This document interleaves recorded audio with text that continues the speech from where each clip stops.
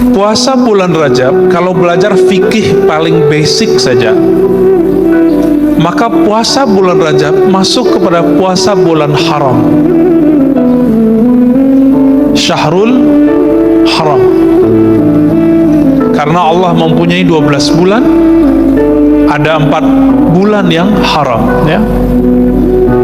Berdasarkan ayat tersebut, maka berpuasa di bulan Rajab sama hukumnya dengan berpuasa di bulan haram yang lain. Bulan haram apa aja, Pak? Rajab, apa lagi? Zulqa'dah, Zulhijjah, Muharram. Jadi bulan Rajab itu terpisah sendiri. Zulqa'dah, Zulhijjah, Muharram itu gabung. Tapi Rajab sendiri. Di bulan Rajab ada hari Senin nggak? Ada. Boleh nggak saya puasa hari Senin di bulan Rajab? Boleh, ya. Jadi kalau saya puasa bulan Rajab, ahli bid'ah nggak? Ayo, bid'ah nggak? Ya enggak. Kenapa? Sebagaimana di selain bulan haram, di bulan Jumadal Ula, Jumadal Tsani, Rabiul Awal, Rabiul Tsani, di bulan-bulan itu ada hari Senin dan kita puasa hari Senin dan Kamis, maka di bulan Rajab apalagi dapat 2 keberkahan. Pertama Seninnya, Kamisnya, yang kedua bulan haramnya. Jadi kalau ada sahabat kita puasa bulan Rajab, gak usahlah, ya, dibantah dengan flyer-flyer yang tidak dimengerti itu. Kan sekarang banyak, ya, puasa bulan Rajab bid'ah. Dia nggak bisa bedain. Emang di bulan Rajab nggak ada hari Senin? Emang di bulan Rajab nggak ada puasa bid? Apa di bulan Rajab tidak ada puasa 3 hari setiap bulan?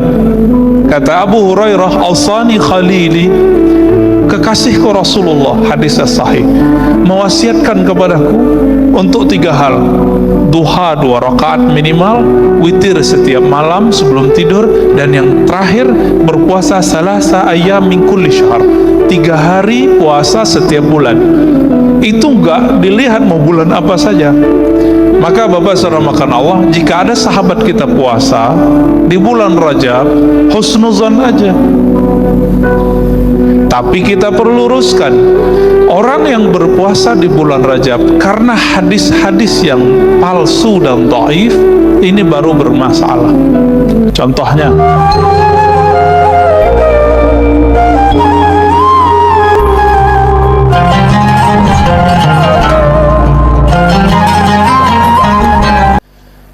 Bapak saudara yang melakukan Allah, kita masuk ke pekan pertama dari bulan Rajab. Setiap masuk bulan Rajab, ada orang yang rajin beramal, tapi juga ada yang rajin menyalahkan amalan.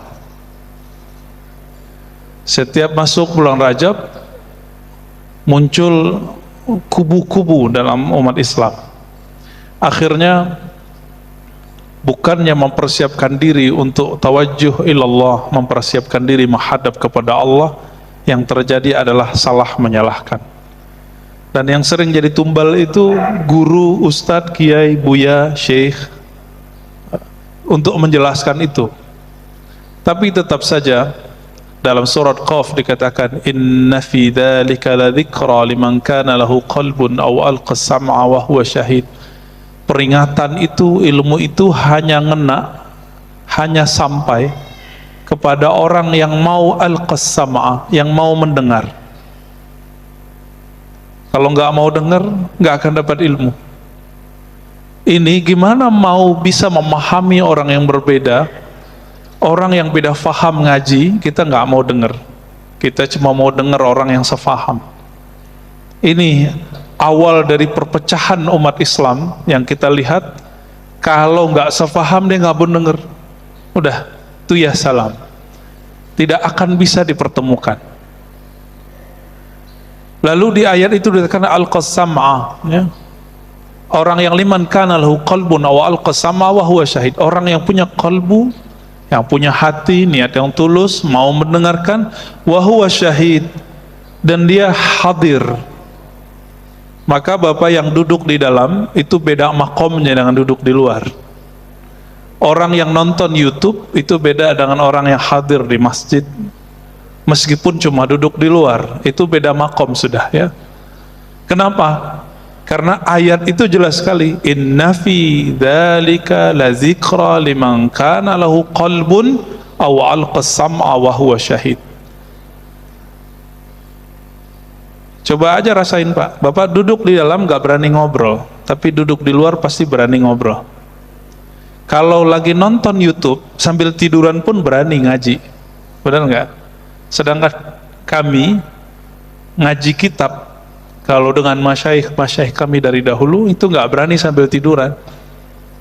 Beberapa syekh kita yang ngaji di Saulatiyah di Mekah itu kalau duduk itu diatur sedemikian rupa, nggak seperti hari ini.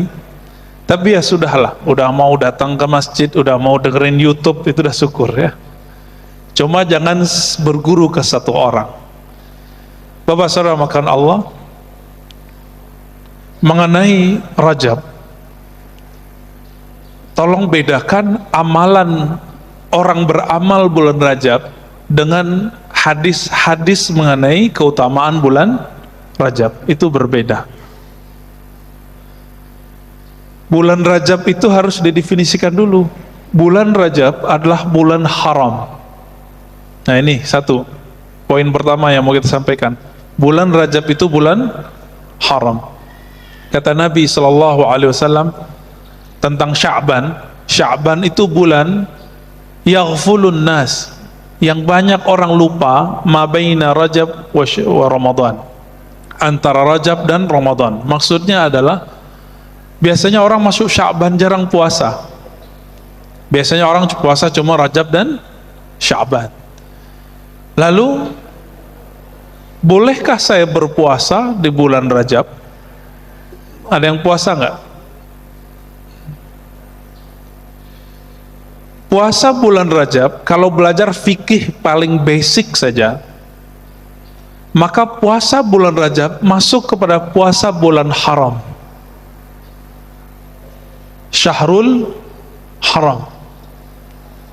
Karena Allah mempunyai 12 bulan, ada 4 bulan yang haram ya.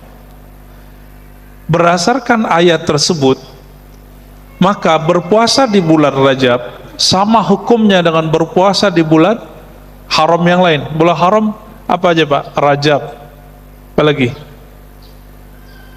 Zulqa'dah, Zulhijjah, Muharram. Jadi bulan Rajab itu terpisah sendiri. Zulqa'dah, Zulhijjah, Muharram itu gabung. Tapi Rajab sendiri.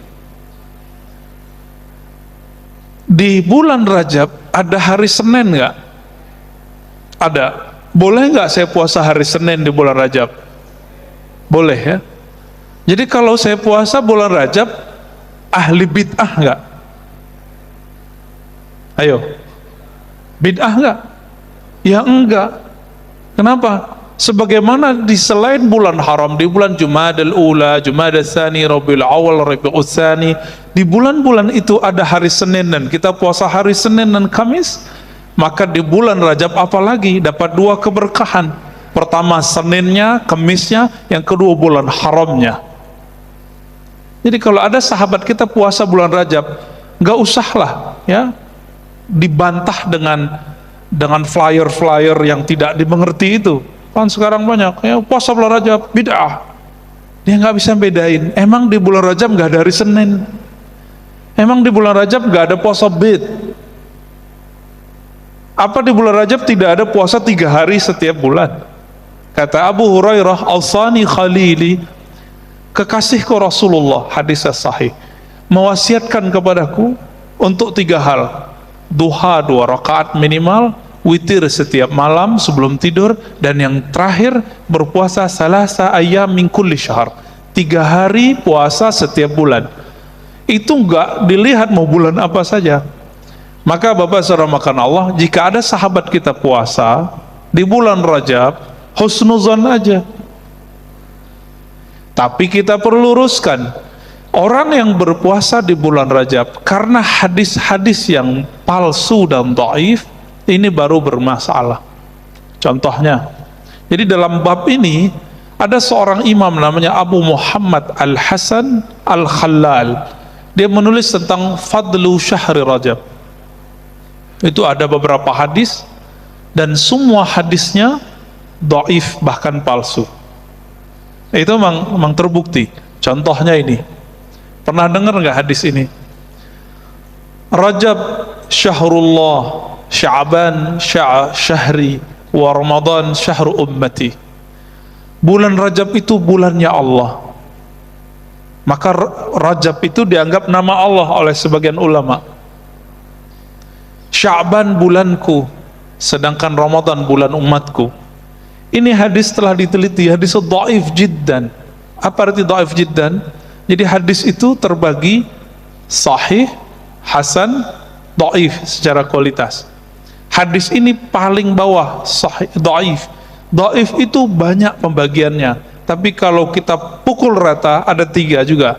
Dhaif biasa, dhaif jiddan, dhaif sekali, udah deket ke maudhu' palsu. Dan yang ketiga, maudhu', hadisnya palsu. Bapak saudara makan Allah, hadis ini dhaif jiddan, berarti udah semi palsu. Ada lagi hadisnya, misalnya gini, man shama yauman min sya'ba min rajabah, siapa yang berpuasa 1 hari di bulan Rajab, lalu apa? Seakan-akan kana lahu ajru, bagi dia puasa 1000 sana, 1000 tahun. Ini lebay nggak Pak? Dan itu tertulis di kitab-kitab, tapi kitabnya bukan kitab ahli hadis. Kitab yang banyak menyebutkan ini judulnya Durratun Nasihin. Pernah dengar? Durratun Nasihin. Jadi ada kitab Riyadhus Shalihin itu pakai Tanbihul Ghafilin, bagus, tapi yang ini nggak bagus. Durratun Nasihin itu kumpulan dulu waktu kecil kami diajar oleh guru-guru kami, karena mereka bukan ahli hadis juga, ingin memotivasi orang awam, dicarilah kitab, dapatlah Durratun Nasihin. Ternyata kitabnya 70% lebih hadisnya bermasalah. Ada yang sahih betul, ya 10%-an lah ada yang sahih hasan, sebagiannya, sisanya 70%-an bermasalah. Dan tentang bulan Rajab, saya ingat saya di situ ada 2 bab. Dulu kami hampir hafal semua itu kitab. Hampir hafal isinya, maknanya kita hafal semua. Di situ disebutkan apa? Siapa yang puasa 1 hari bulan Rajab, maka Allah jadikan baginya pahala 1000 tahun. Cara cek amal-amal sunat yang hadisnya bermasalah itu gampang. Bahwa pahalanya melebihi Lailatul Qadar. Coba kita lihat Lailatul Qadar berapa utamanya? 1000 tahun. Ini kalau nggak ngerti hadis, pakai aja kaidah ini. Nggak ngaji hadis itu lama Pak. Kami alhamdulillah Allah izinkan ngaji hadis kepada beberapa syekh, yang paling lama orang Indonesia. Jadi ada orang Indonesia pakar hadis. Guru kami Syekh Ali Mustafa Yaqub, imam besar Istiqlal yang lama. Sebelum yang besar yang sekarang, itu beliau imamnya. Beliau 9 tahun di Jawa, kemudian 9 tahun di Riyadh, Saudi, ngaji kepada ulama-ulama di Saudi. Dan berguru kepada ulama-ulama yang dahsyat-dahsyat lah ya. Mustafa Al-Azami, bin Baz, banyak ya. Dan terakhir beliau berguru kepada Syekh Hasan Hitu ya. Guru kami ini itu keras sekali dan sempat viral, tapi orang tidak paham viralnya ini. Beliau ingin menjelaskan bahwa puasa di bulan Rajab, semua hadisnya, hadis yang mana? Hadis tentang keutamaan-keutamaannya itu palsu dan dhaif. 2 aja. Kalau nggak palsu, maudhu, dhaif. Tapi tolong dibedakan. Kalau saya ingin berpuasa bulan Rajab, puasa Seninnya kah, puasa Bidnya, atau saya ingin puasa mutlak, itu boleh-boleh saja, seperti boleh berpuasa di bulan yang lain. Tapi itu video kan dipotong, jadi nggak disebutkan bagian yang beliau membolehkannya. Bapak saudara makan Allah, kalau nggak ketemu, coba pakai kaidah ini. Apa kaidahnya? Jika ada amalan sunnah yang melebihi pahalanya pahala Lailatul Qadar, pastikan hadisnya dhaif atau palsu. Satu malam Lailatul Qadar sama dengan 1000 bulan. Ini satu hari bulan Rajab sama dengan 1 tahun atau 1000 tahun. 1000 tahun, Pak. Ngalah-ngalahin Lailatul Qadar. Oleh karena itu hadis ini pasti palsu. Pasti palsu, ya. Ada lagi puasa Rajabnya disebutkan dalam hadis, ya juga Imam Khalal itu, ya. Inna fil jannati nahran yuqalu lahu Rajab. Di surga itu ada satu sungai bernama Rajab. Man shoma yawman min Rajaba saqahullah min dzalikal ma'. Siapa yang berpuasa satu hari dari bulan Rajab, Allah akan berikan dia air dari sungai Rajab. Kita udah cek, Pak, ternyata nggak ada hadis sahih yang menyebutkan ada sungai namanya sungai Rajab. Di surga itu disebutkan bahwa ada sungai, tapi nggak disebutkan namanya Rajab kecuali hadis ini. Karena ini berkaitan dengan akidah, maka hadis ini tidak bisa diterima. Akidah mengenai apa? Akidah mengenai surga. Ada, ini baru tentang puasa, ya. Yang ketiga mengenai sholat. Ini kita baru lewat malam Jumat pertama. Biasanya di beberapa pesantren, beberapa zawiyah zikir, orang mengamalkan namanya sholat raghaib. Apa arti raghaib? Sholat berharap dapat rahmat Allah Ta'ala. Berapa rakaat? Ba'da maghrib sampai isya 12 rakaat. Setelah kita teliti hadisnya, ternyata sumber hadisnya kita dapatkan dari kitab Imam Salafus Saleh, sebenarnya Imam Abu Talib Al-Makki. Judul kitabnya Qutul Qulub. Qutul Qulub itu artinya makanan qalbu. Lalu kitab itu, hadis yang ada di kitab itu dinukil kembali oleh Imam Abu Hamid Al-Ghazali dalam Ihya Ulumuddin. Maka dua imam ini termasuk imam yang rajin mengamalkan salat raghaib. Tapi hadis itu diteliti nanti oleh Imam Subki dan Imam Al-Iraqi. Apa hasilnya? Ternyata hadisnya palsu. Hadisnya apa? Palsu. Oleh karena itu, ahli hadis membid'ahkan salat raghaib, salat antara maghrib dan isya di awal Jumat pekan pertama bulan Rajab. Tapi Imam Abu Talib Al-Makki dan Imam Abu Hamid Al-Ghazali tetap melakukannya. Kenapa mereka tetap melakukannya? Karena mereka menemukan ulama salaf sebelum mereka mengamalkannya. Saya lama memikirkan ini bid'ah atau tidak, bid'ah atau tidak. Ternyata kita lihat sejarahnya, ini panjang ini sejarahnya.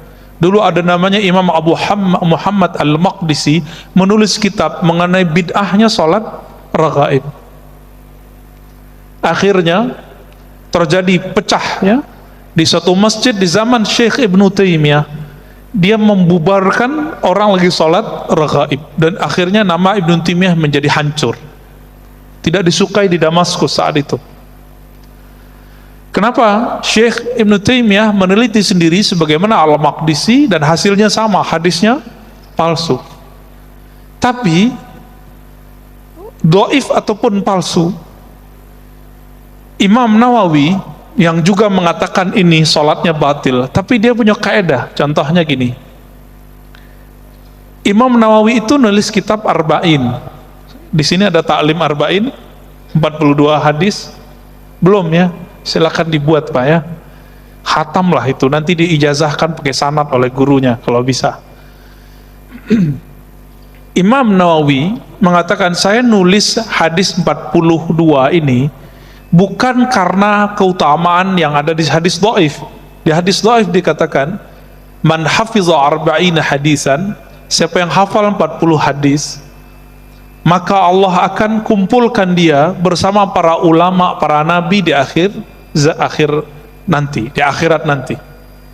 Setelah diteliti hadis ini dhaif, lalu beliau mengatakan, saya tidaklah mengamalkan hadis mengenai keutamaan 40 hadis itu, tapi saya melihat ulama salafus soleh melakukannya, yaitu Imam Ibnul Mubarak menulis kitab Arba'in fil Zuhud, Arba'in fil Jihad, 40 hadis mengenai zuhud ataupun jihad.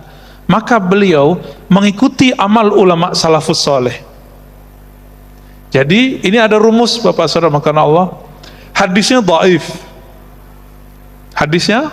lemah, tapi ada ulama salaf yang mengamalkannya bukan karena hadis itu. Maka dalam ilmu fikih kita boleh mengamalkannya tapi ikut ulama salaf, bukan ikut hadis dhaif itu. Itu kaidahnya. Contohnya apa? Saya sering mencontohkan di beberapa tempat. Bapak Saudara makan Allah, jika kita punya anak baru lahir, diazankan nggak? Benar, diazankan.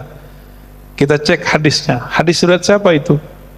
Hadis mengazankan bayi baru lahir, riwayat Imam Al-Hafiz At-Tirmizi, murid terbaik Imam Bukhari. Dalam bab Kitabul Aqiqah dari Sunan Tirmizi disebutkan hadis ini, anna Rasulullah SAW adzana, Rasulullah SAW mengazankan di telinga al-maulud, anak baru lahir. Kita teliti, ternyata di dalamnya ada rawi yang dhaif, periwayat yang lemah. Lalu apakah otomatis amal dengan hadis ini tidak boleh? Ternyata kita coba lihat, Imam Tirmizi mengatakan hadis ini hasanun sahih. Hadis ini hasan plus sahih. Udah hasan plus sahih lagi. Maksudnya apa? Ternyata beliau punya keterangan di situ, wabihi, ya, dan dengan hadis ini ba'du ahli ilmi, ya, sebagian ahli ilmu mengamalkannya. Siapa? Ulama salafus saleh. Maka Imam Tirmizi punya kaidah, jika ada satu hadis lemah tapi ada ulama salafus saleh yang mengamalkannya, maka hadisnya bisa naik. Tapi bukan riwayatnya, tapi isi hadisnya. Nah, inilah yang pelik dalam ilmu hadis. Makanya ngaji ilmu hadis itu banyak pusingnya Pak daripada nyamannya. Beda kalau ngaji ilmu qalbu, ngaji tafsir, itu beda. Ya, kita kalau kajian qalbu itu merinding-merindingnya lebih banyak.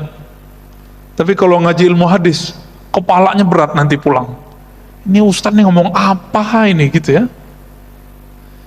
Tapi begitulah ilmu hadis. Ilmu hadis itu akhirnya ada orang nanya ke saya, dia dokter, ustaz, tolong dong ajarin cara mendeteksi hadisnya sahih atau tidak sahih. Karena dia dokter, gampang jawabnya. Pak dokter, jadi dokter itu berapa tahun? Kira-kira berapa tahun Pak? Ada anaknya yang dokter atau ada Pak dokter di sini? 5 tahun, sama koasnya 6 tahun lah ya. Maka saya jawab, ahli hadis umum seperti dokter umum minimal ngaji hadisnya bersama syekh, bukan sendiri. Talaqi, bersanad, minimal berapa tahun? 6 tahun itulah. Atau sekarang di ma'had kami, di tempat guru kami Syekh Ali Mustafa Yaqub, Allah yarham, sekarang dipegang oleh anaknya, ya, Ustaz Ziaul Haramain, masih muda, tamat Madinah, alim. Beliau dulu, ya, Syekh Ali Mustafa Yaqub merumuskan jadi 4 tahun. Bisa Pak, tapi di India belum bisa. Di India masih 10 tahun. Maka di India itu ahli hadis itu terbagi 2. Ada ahli hadis bermazhab Hanafi atau Syafi'i, ada ahli hadis yang disebut Athari. Athari itu beda dengan Salafi, tapi mirip dengan Salafi. Miripnya apa? Mereka tidak bermazhab. Bedanya dengan Salafi, Salafi anti mazhab, kalau mereka tidak anti mazhab. Kalau di Indonesia mirip Muhammadiyah. Muhammadiyah itu di Indonesia tidak anti mazhab, tapi tidak terikat oleh mazhab. Bedanya, Tarjih Muhammadiyah tidak semuanya ahli hadis, sedangkan kelompok Asy'ari di sana itu kebanyakan ahli hadis. Di antara imamnya ada Imam Al-Mubarakfuri, Syamsul Azim Abadi, ya, pensyarah Sunan Tirmizi dan Abu Daud. Mereka itu termasuk yang ngaji hadisnya lama. Maka di India, Bapak Saudara, makanya Allah kalau ngaji hadis, orang kalau sudah diijazahkan gurunya ngajar, dari dia umur 20-an sampai 70 umurnya, itu cuma ngajar 1 atau 2 kitab. Maka kalau mau cari penghafal Sahih Bukhari, Muslim masih banyak di India. Jadi pusat kajian hadis bukan Saudi, Pak, harus diketahui. Pusat kajian hadis sudah lebih dari 3 abad itu di India, Pakistan. Maka sanad ilmu hadis kita sebagian ke sana. 2007 sanad hadis pertama yang saya terima untuk Sahih Bukhari itu berasal dari Haidar Abad. Guru saya itu yang nguji disertasi Syekh Ali Mustafa Yaqub. Bapak Saudara makan Allah. Jadi kalau pusing masalah kok hadis bisa diteliti, ya iya, tapi cara menelitinya mirip kayak diagnosa dokter. Adapun yang diajarkan di kampus-kampus itu bukanlah menjadi dokter hadis. Di kampus-kampus hari ini hanya pakar teori-teori hadis. Bedakan. Di UIN, di Al-Azhar, bahkan di Madinah, di mana-mana hari ini kalau orang ngaji hadis itu cuma teori ilmu hadis. Kalau mau ngaji kitab hadisnya itu biasanya di ma'had-ma'had, di zawiyah-zawiyah, di tempat syekh-syekh. Oleh Kiai Ali Mustafa Yaqub dijadikan itu formal di Ma'had Darussunnah. Jadi kalau ada anaknya bagus bahasa Arabnya, Pak, kuliahkan S1 di UIN sembari masuk ke Darussunnah. Bapak Saudara makan Allah. Berdasarkan penjelasan ini, Imam Ibnu Hajar Al-Asqalani, beliau pensyarah Sahih Bukhari, mengatakan apa? Semua hadis keutamaan bulan Rajab itu cuma 2 jenis saja, dhaif, maudhu. Dhaif dan lemah. Tapi tolong dibedakan. Ada orang tadi ingin beramal di bulan Rajab karena ingin mengikuti tradisi ulama salaf, itu boleh. Nah, sekarang kita tinggalkan hadisnya dulu. Imam pakar hadis palsu namanya Ibnul Jauzi, dalam bab tentang Rajab, dia punya kekhasan.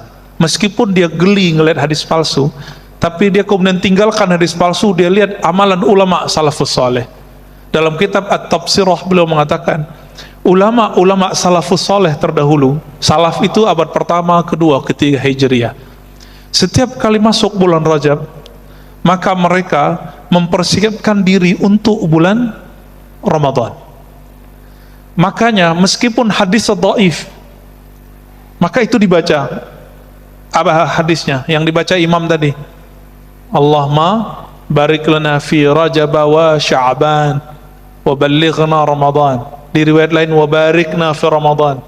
Ya Allah, berkahi kami di bulan Rajab dan Sya'ban, dan sampaikan kami ke Ramadan, berkahi kami di Ramadan. Hadis ini ittifaq, semua sepakat bahwa hadis dhaif, tapi orang beramal bukan karena hadis ini. Tapi ada ulama salafus saleh, disebutkan oleh Imam Ibnul Jauzi, beberapa ulama tabi'in membaca doa ini. Jadi bolehkah kita baca doa ini karena ikut ulama tabi'in? Boleh, bahkan dianjurkan. Jadi silakan Pak, diaminkan kalau imam baca ini, gak usah berdiri langsung, ya, aminkan aja itu. Kalau enggak, duduk aja, walaupun kita duduk kita dapat berkahnya. Kita ini kan sering minta doa ke kiai, ke syekh, ke ustadz. Sekarang dapat doa gratis dari hafiz Quran yang duduk di depan. Mau nggak? Ya, nggak mau. Susah-susah nyari kiai kemana-mana minta doa. Ternyata doa itu berlimpah di masjid ini. Dan saya suka sekali ini masjid. Berapa jarak iqamat dengan azan? Itu keren Pak, bagus. Ini baru sesuai dengan fikih yang sahih. Jangan buru-buru, di sebagian masjid 7 menit. Wajar kalau kita lihat ke belakang cuma 3 shaf. Jadi begini nih benar.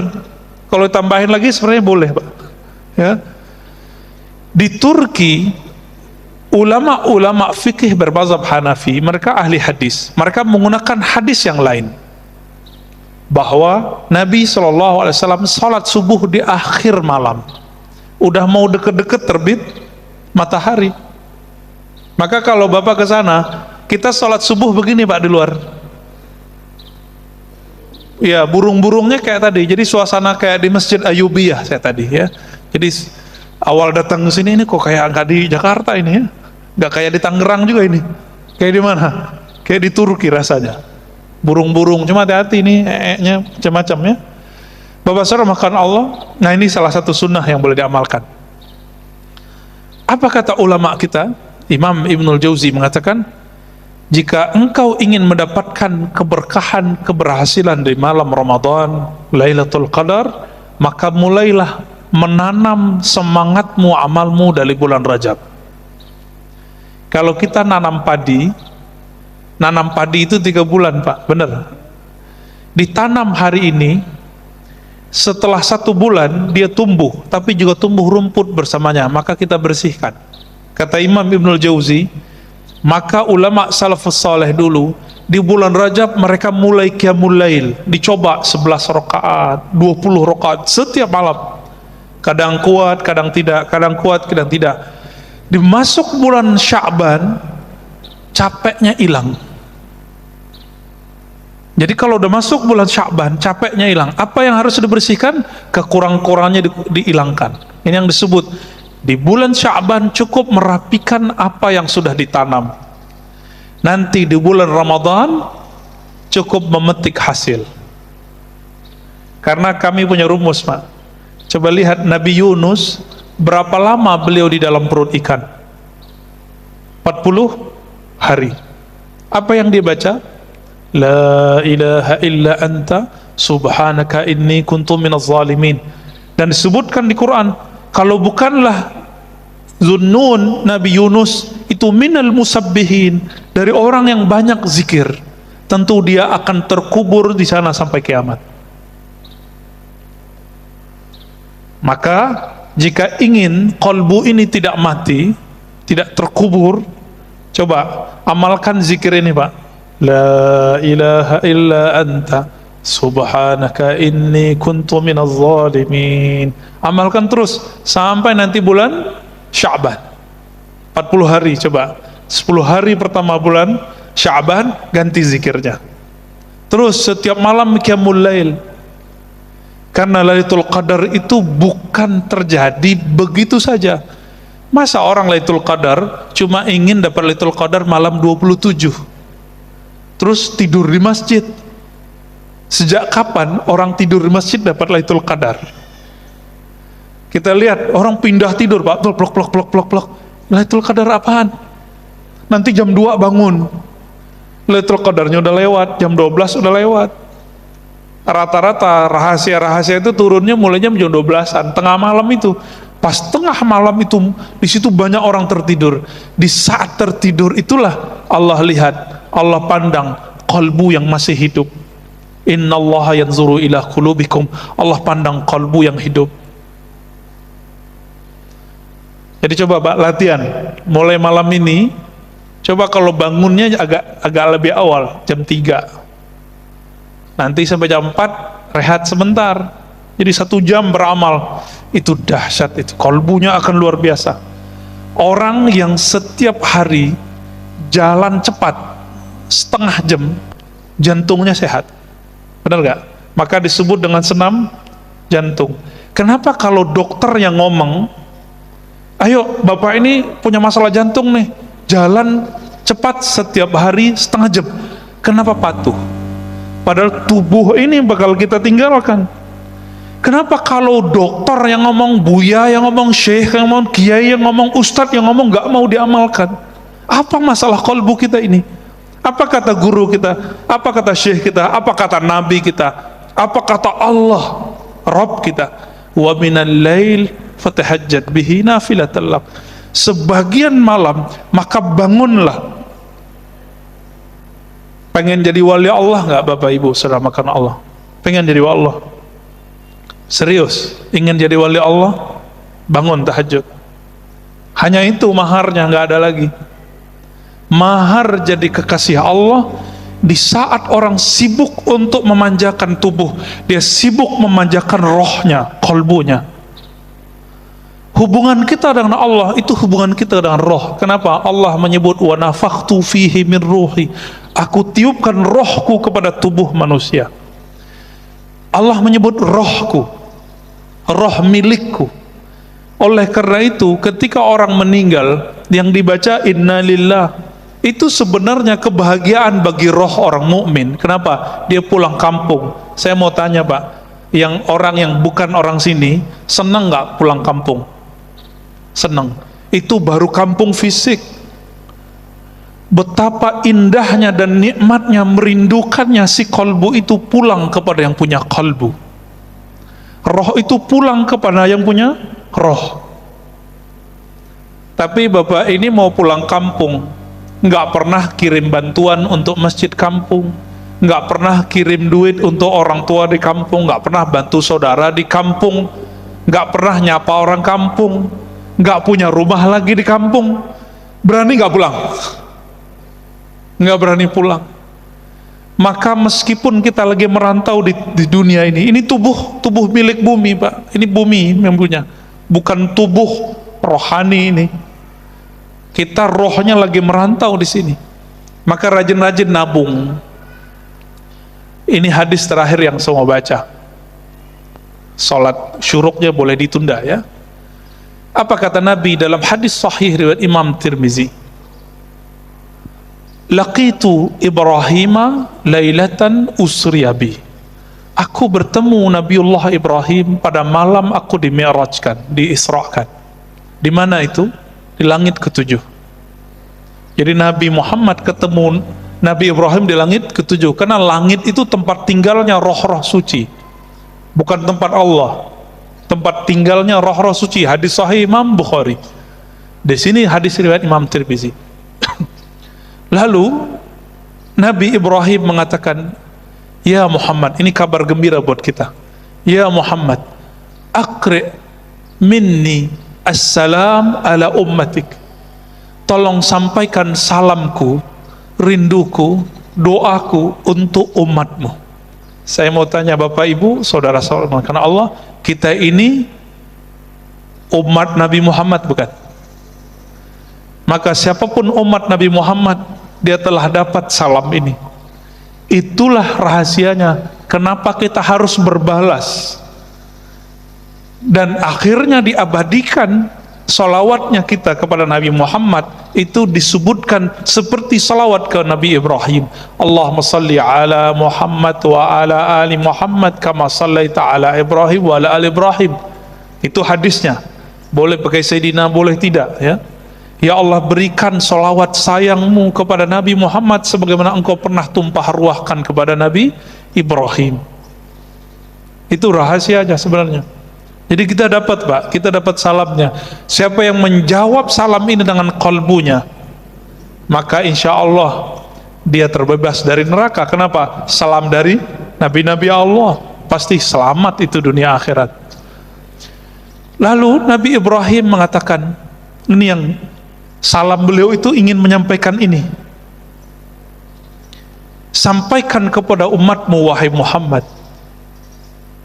inna fil jannah, sesungguhnya di surga itu ada air, airnya sangat bening, tanahnya sangat subur. Wa annaha qay'an, tapi ingat, tanahnya sekarang masih kosong, subur tapi belum ada tanamannya, belum ada bangunannya. Berarti surga itu hamparan luas aja hari ini, dan kita belum punya istana di situ, belum punya kapling-kapling di situ. Apa kata Nabi Ibrahim alaihi salatu wassalam? Wa anna gharsaha, sesungguhnya tanamannya, aset-asetnya, kapling-kaplingnya, pondasi-pondasinya ada pada 4 kalimat yang sudah kita hafal dari kecil. Subhanallah walhamdulillah wa la ilaha illallah wallahu akbar. disebut dengan tanaman surga. Di hadis Imam Bukhari, Nabi berkata ke Abu Musa al-Asy'ari, ala adulluka ala kanzin min kunuzil jannah, maukah kamu aku tunjukkan investasi surga, kanzun. Apa itu? La haula wala quwwata illa billahil azim. Maka ulama kita gabungkan hadis yang terpisah ini. Himbauan saya cuma satu, Pak, supaya salam ini terjawab, salam Nabi Ibrahim ini terjawab. Coba kalau pagi jangan lupa zikir subhanallah walhamdulillah wa la ilaha illallah wallahu akbar wa la haula wa la quwwata illa billahil azim 100 kali. Sore 100 kali. Terus begitu sampai kita mati. Berarti kita telah membangun, telah investasi di surga. Ingat kali hadisnya tadi, wa annaha qay'an, bahwasannya surga itu tanahnya sangat luas, sangat subur, tapi tidak ada tumbuhannya. Kalau ingin bangun istana cuma dua caranya: sedekah, sholat 12 rakaat. Sedekah bangun masjid, man bana lillahi baitan banallahu lahu baitan fil jannah. Yang bangun masjid, Allah bangunkan istana di surga. Yang kedua, siapa yang sholat isnatai asyrata raka'ah, yang sholat 12 rakaat setiap hari, banallahu lahu qasran fil jannah, maka Allah bangunkan bagi dia istana di surga. Makanya duha itu 12 rakaat meskipun hadisnya dhaif. Kalau nggak sanggup ya 2 sampai 4 ya. Nah, ini pesan Nabi Ibrahim, itulah pesan inti kita. Coba amalkan ini bulan Rajab, nanti Sya'ban tinggal hilang capeknya.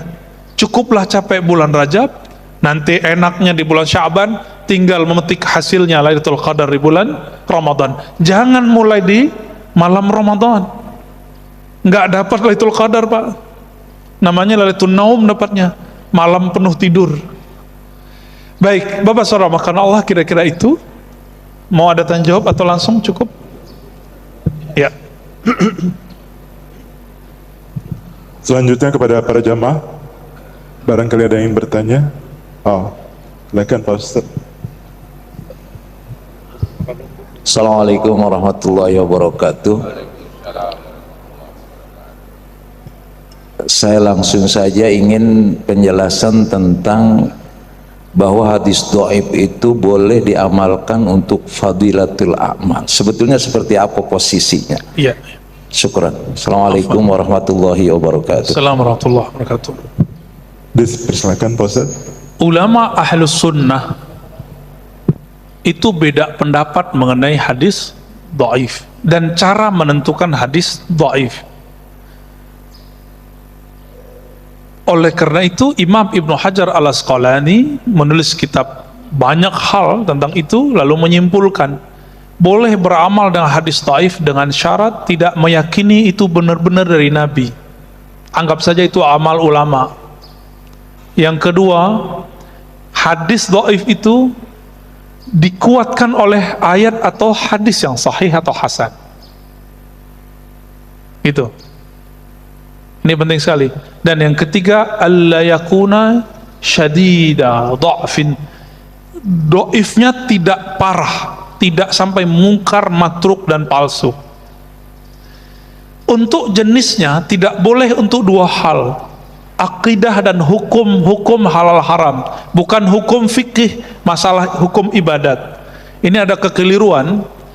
Seorang ustadz di Bogor, dia nggak bisa membedakan hukum halal haram dengan hukum fikih ibadat. Akhirnya kunut kan hadisnya diperdebatkan. Imam Syafi'i mensahihkan, murid Imam Syafi'i Ahmad bin Hanbal mendhaifkan. Kata si orang ini, tidak boleh ikut imam yang kunutnya di waktu subuh karena hadisnya dhaif. Beramal dengan hadis dhaif dalam hukum tidak boleh. Ia bukan hukum fikih, fikih ibadat, tapi hukum fikih halal dan haram. Bisa bedain? Ya. Oleh karena itu Syekh Zakaria Al-Kandahlawi menulis kitab namanya Fadailul Amal. Orang India ahli hadis itu bisa bahasa Arabnya jago. Beliau mensyarah kitab Al-Muwatta 1 jilid menjadi belasan jilid. Itu terakhir yang saya tahu ulama yang paling luas menjelaskan hadis itu orang India yang sekarang pengikutnya disebut Jama'atut Tabligh. Orang taunya kan cuma khuruz-khuruz, orang nggak tahu kalau Maulana Zakaria ini ahli hadis, sanadnya nyambung kepada Rasulullah. Dan beliau ketika nulis Fadilah Amal itu di setiap hadis di bagian bawahnya biasanya ada penjelasan hadis ini dhaif oleh fulan, enggak sahih oleh fulan. Tapi bagian itu tidak diterjemahkan oleh penerjemahnya, gitu. Sehingga bagi yang tidak faham, mereka kemudian mengatakan hadis dhaif nih. Bapak salamakan Allah. Namun, apakah ulama salafus soleh meninggalkan hadis dhaif? Saya sampai kepada kesimpulan, ulama salafus soleh ittifaq, sepakat beramal dengan hadis dhaif. Beramal, bukan berhujjah. Bisa bedakan?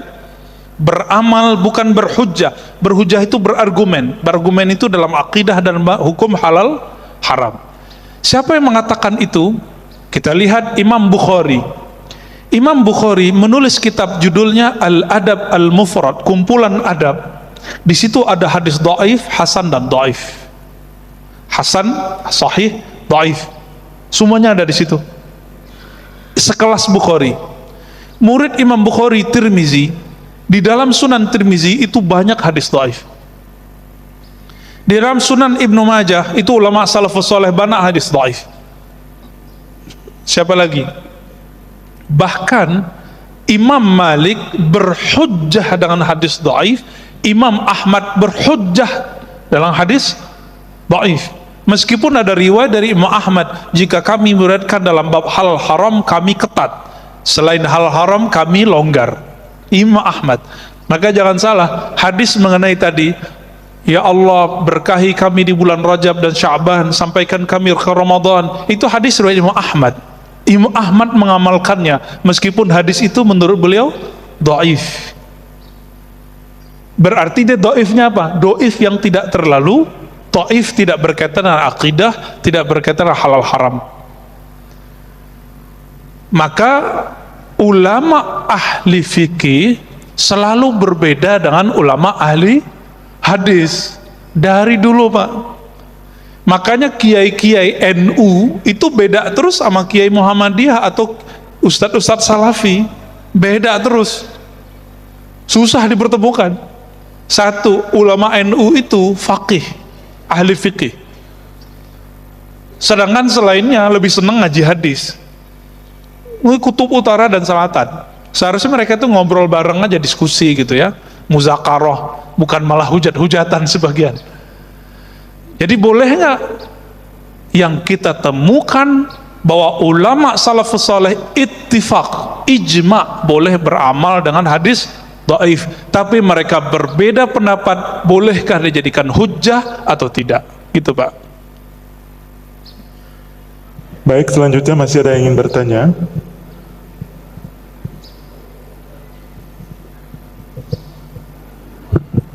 Terima kasih Ustaz. Assalamualaikum warahmatullahi wabarakatuh. Ini Ustaz, ini kebiasaan kita ya, orang Indonesia.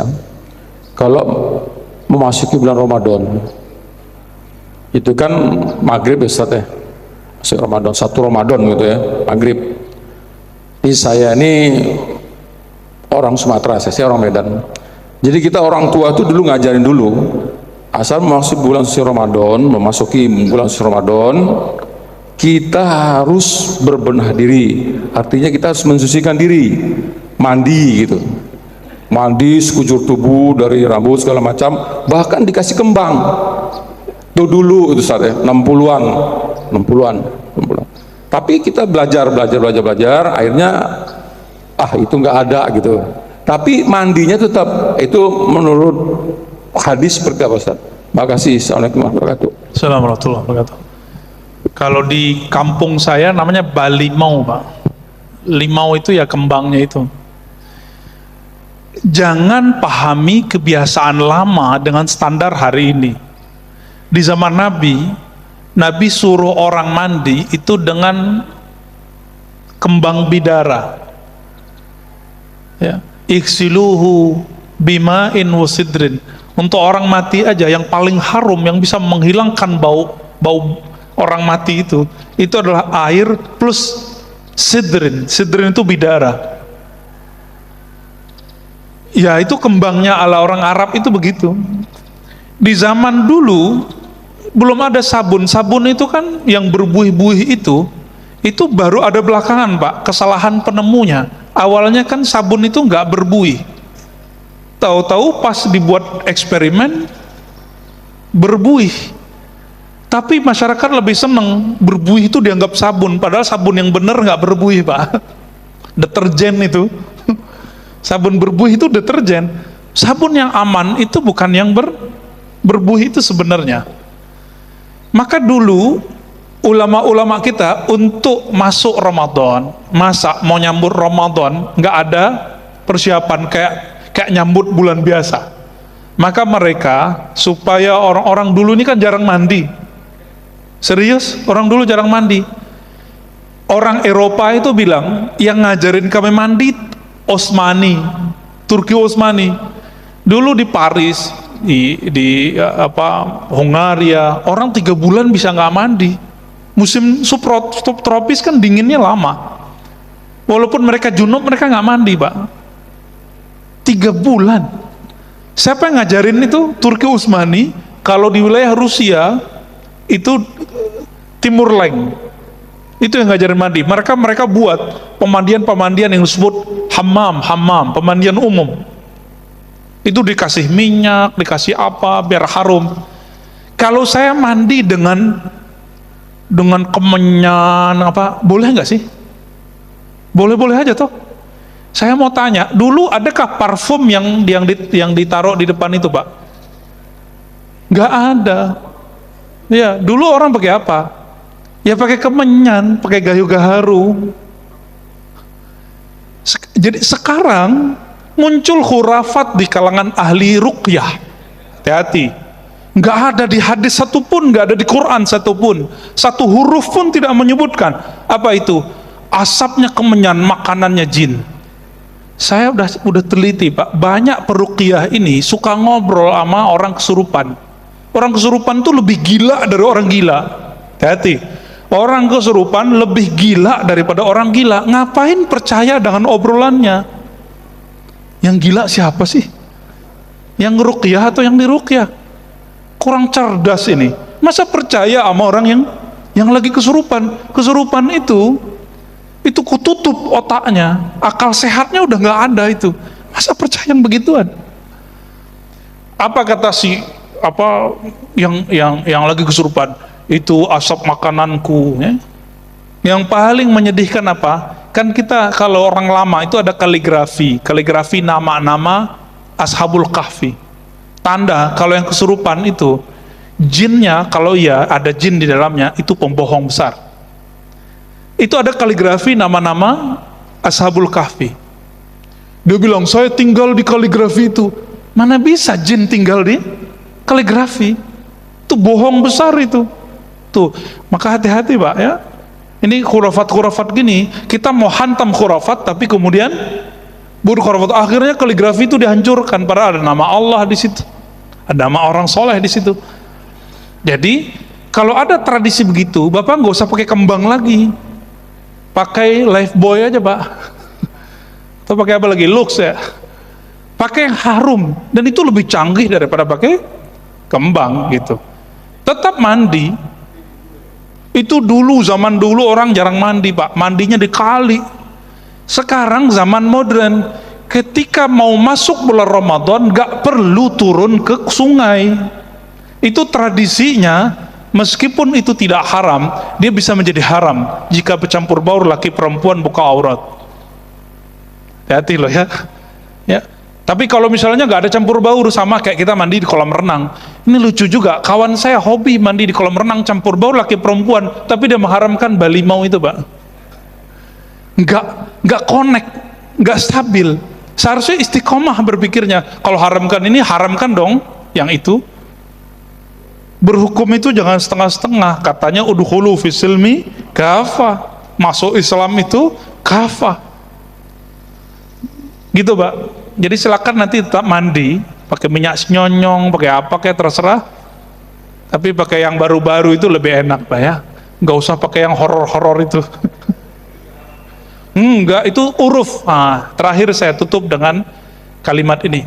Ulama ahli fikih dan usul fikih, ada dalam ilmu usul fikih namanya sumber hukum Islam yang bukan dari Quran, Sunnah, Ijma', Qiyas, tapi namanya uruf. Uruf itu tradisi. Tradisi yang berulang-ulang. Jika dia tidak bertentangan dengan satu dalil pun, maka dia disebut urfun sahih. Urf yang sahih, yang boleh. Tapi kalau bertentangan dengan satu dalil, contohnya campur baur nanti dengan laki perempuan, maka disebut urufnya. Ya, saya lihat di beberapa wilayah yang banyak sungainya masih begitu. Nggak perlu nunggu Ramadan, Pak, hari biasa juga begitu.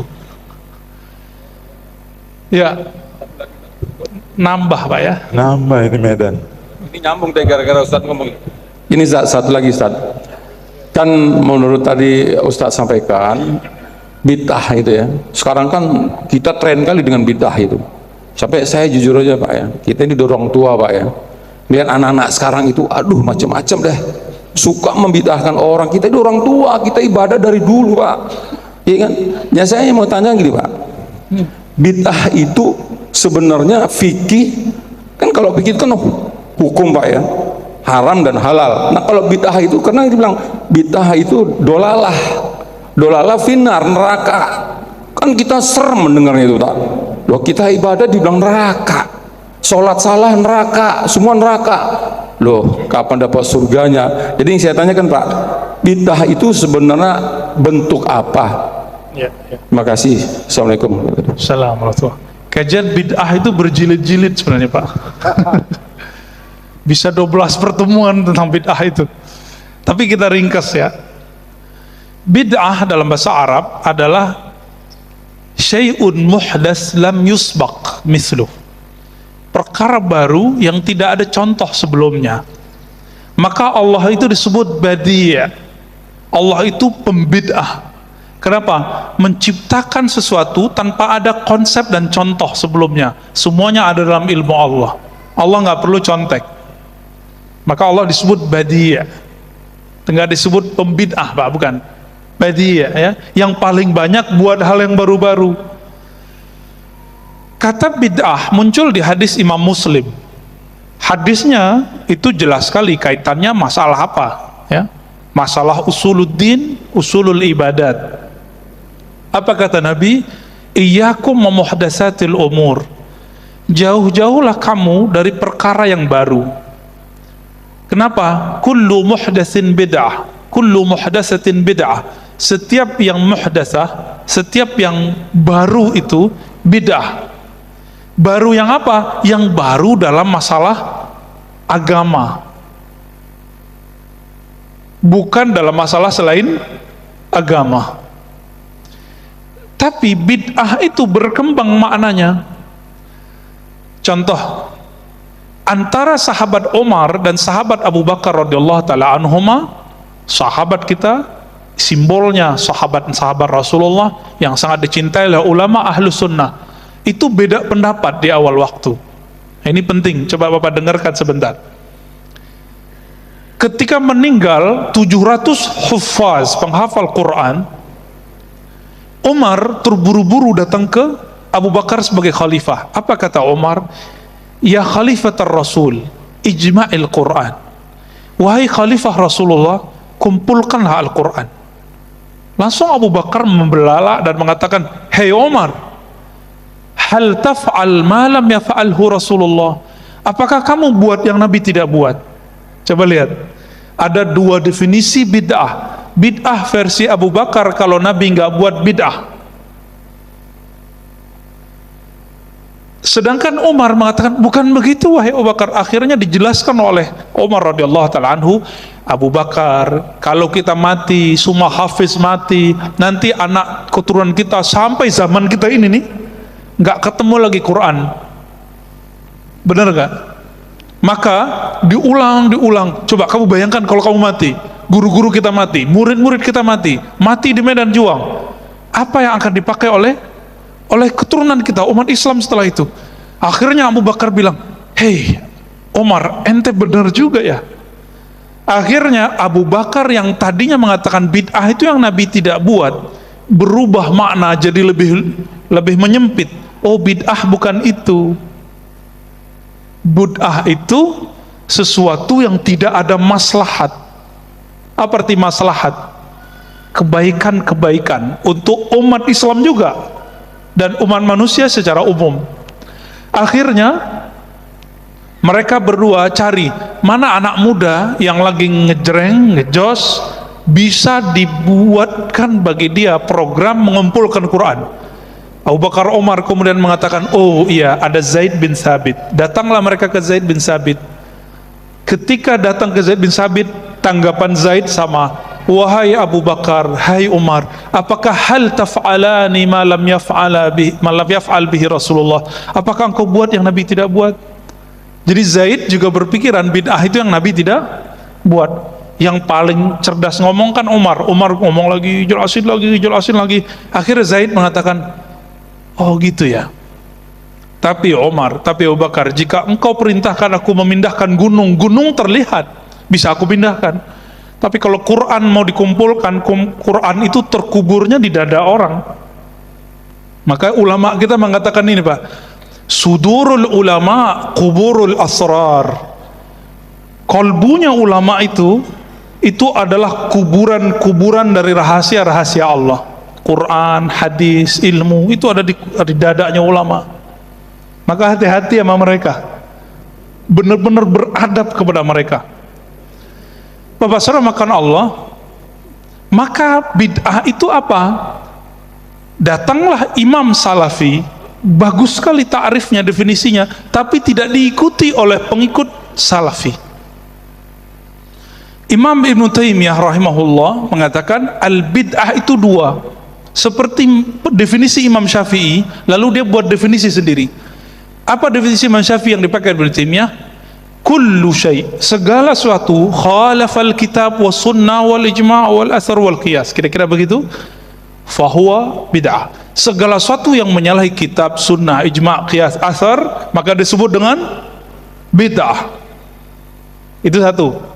Yang kedua, malam yadulla alaihi dalilun syar'i, yang tidak ada dalil syariatnya. Dalil itu ada 4 yang disepakati, lebih dari 10 yang diperdebatkan, termasuk tadi uruf tradisi, maslahat, itu masuk semua.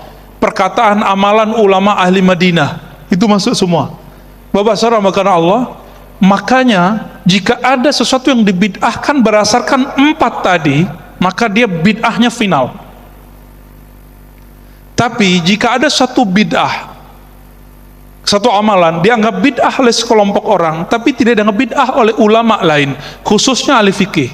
Nah ini ingat, yang punya otoritas mengatakan ini bid'ah bukan ahli hadis, tapi ahli fikih. Kita ulangi, yang punya hak otoritas mengatakan ini bid'ah bukan ahli hadis, tapi ahli fikih. Kenapa? Karena bid'ah itu kategorisasi hukum syariat. Hukum itu ada 5, bid'ah itu terhukumi dengan 5 itu. Maka bid'ah bukan hukum. Contohnya, Ibnu Abbas membid'ahkan sholat di atas sajadah. Tapi sekarang kita bid'ahin nggak, Pak?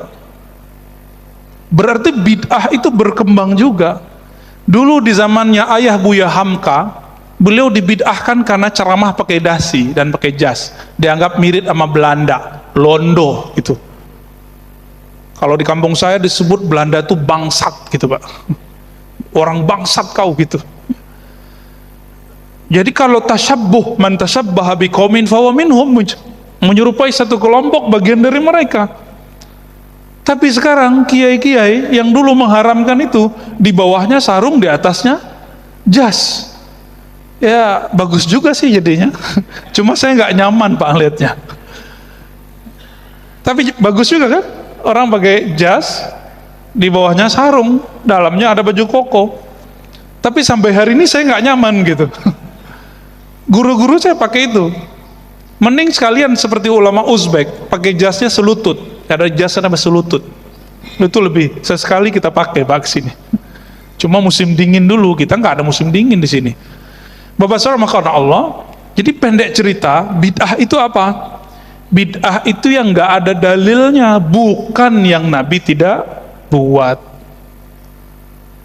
Masalah ada dalil dan tidak dalil itu kemampuan ahli fikih dan ahli hadis digabung. Masalahnya hari ini orang kadang pakar hadis nggak ahli fikih nggak pakar hadis. Itulah sebabnya sampai hari ini Bapak masih debat Yasinan, masih debat Sayyidina, masih debat zikir jamaah, masih debat doa jamaah, karena nggak nyambung itu. Kalau faham fikih selesai Pak masalahnya. Nah nantilah kita bahas, sudah 6:30 lewat. Baik Bapak Ibu saudara makan Allah, semoga pertemuan ini Allah berkahi, Allah jadikan duduk kita duduk yang diridhai oleh Allah Ta'ala. Allah pandang kita dengan pandang ridhonya, pandangan rahmatnya, dan jadi orang yang menjawab salamnya Nabi Ibrahim. Mari bangun surga kita, mari investasi surga kita dengan subhanallah. Mari sama-sama kita tutup subhanallah walhamdulillah wala ilaha illallah wallahu akbar wala hawla wala quwata illa billahil azim. Kafara majlis, subhanakallahumma wa bihamdika asyhadu an la ilaha illa anta astaghfiruka wa atubu ilaik. Assalamualaikum warahmatullahi wabarakatuh.